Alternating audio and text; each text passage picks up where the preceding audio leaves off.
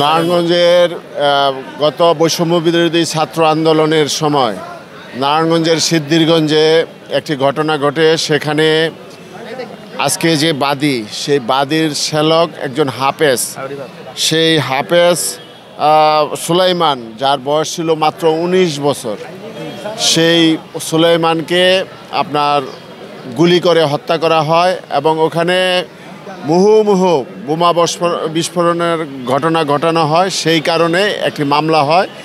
সেই মামলায় আজকের যে সাবেক আইনমন্ত্রী আনিসুল হক, তার নামটা এজাহারে ৩ নম্বরে আছে।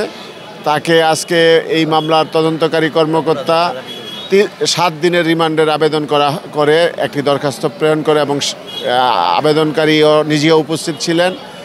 আজকে এই মামলার মধ্যে শুনানি অনুষ্ঠিত হয়। আমাদের senior judicial magistrate Mainuddin Kadir সাহেবের আদালতে শুনানি অনুষ্ঠিত হয়।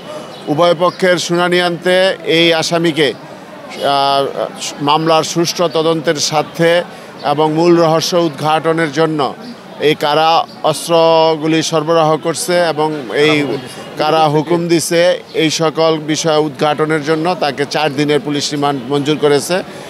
তো আশা করি এই রিমান্ডের মাধ্যমে এই মামলার যে মূল রহস্য, সঠিক তথ্য, সেগুলো উদ্ঘাটিত হবে।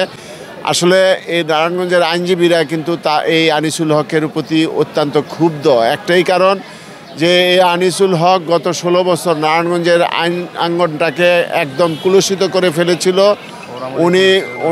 উনি দুর্নীতির কারণে নারায়ণগঞ্জে আদালতগুলি সঠিক মতো তাদের বিচারকরা দায়িত্ব পালন করতে পারে নাই।